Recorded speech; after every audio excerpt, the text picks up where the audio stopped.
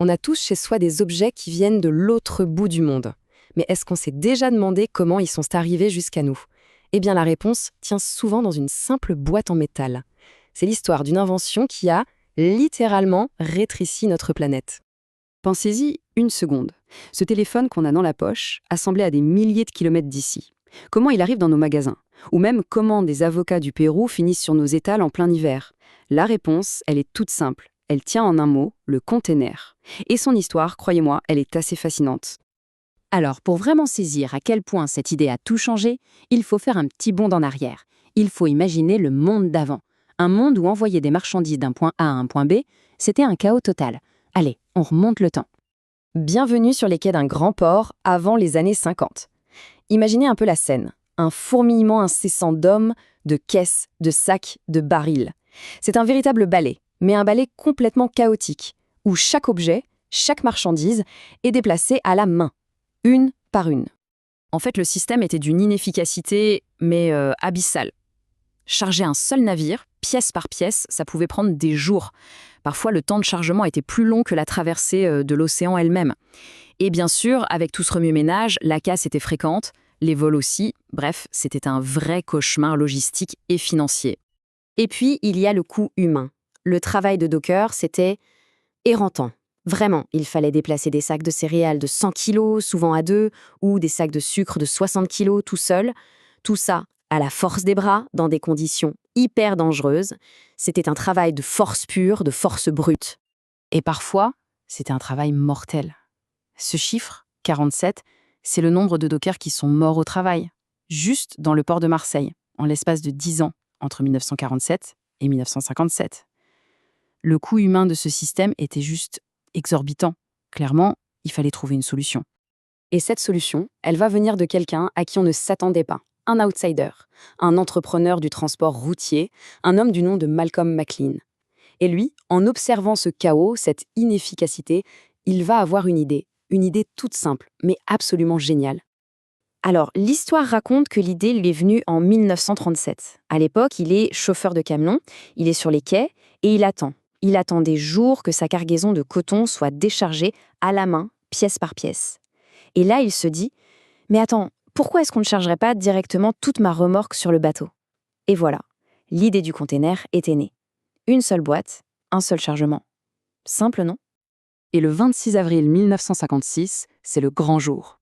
Son navire, l'Idéalix, quitte le port de Newark. Et là, c'est la révolution en direct. Une grue dépose un container toutes les 7 minutes. En quelques heures, le travail qui prenait des jours est terminé. Quand le navire arrive à bon port avec toute la cargaison parfaitement intacte, c'est officiel. Le monde du commerce vient de changer pour toujours. Et l'impact économique, regardez ça. Le coût pour charger une tonne de marchandises est passé de 5,83 $ à seulement 16 centimes. C'est une réduction de plus de 97%. On ne parle pas d'une petite amélioration là. On parle de la démolition pure et simple des barrières économiques qui freinaient le commerce mondial. Bon, avec des coûts qui s'effondrent, les règles du jeu changent complètement. L'objectif, ce n'est plus seulement d'économiser de l'argent, ça devient de gagner du temps. La logistique entre alors dans une nouvelle ère, une véritable course contre la montre. Et cette évolution, elle est assez frappante quand on la regarde sur quelques décennies. Dans les années 80, la seule chose qui comptait, c'était le coût le plus bas. Point. Puis, dans les années 90, la priorité, ça devient la vitesse, pour satisfaire un client de plus en plus exigeant. Et enfin, à partir des années 2000, la logistique, la chaîne d'approvisionnement, ça devient une arme stratégique pour écraser la concurrence. Cette course à la vitesse, elle a été boostée par des concepts comme le juste à temps. L'idée derrière, c'est simple, on produit sans stocker. C'est-à-dire que les pièces détachées doivent arriver à l'usine pile au moment où on en a besoin pour l'assemblage. Du coup, la logistique ne doit plus être seulement rapide, elle doit être d'une précision chirurgicale. Et ça nous amène à aujourd'hui. On est au cœur d'un réseau logistique mondial qui est d'une complexité mais absolument inouïe.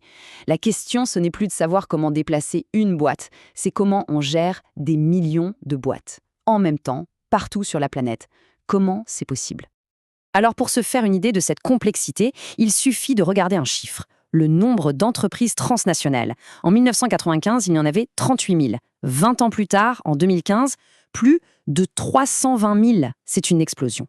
Et ça a multiplié à l'infini le nombre de flux de marchandises qui parcourent la planète.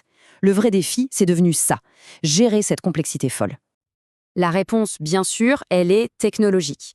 Il y a des logiciels ultra spécialisés qu'on appelle GTM pour Global Trade Management. En gros, c'est le cerveau de tout le système.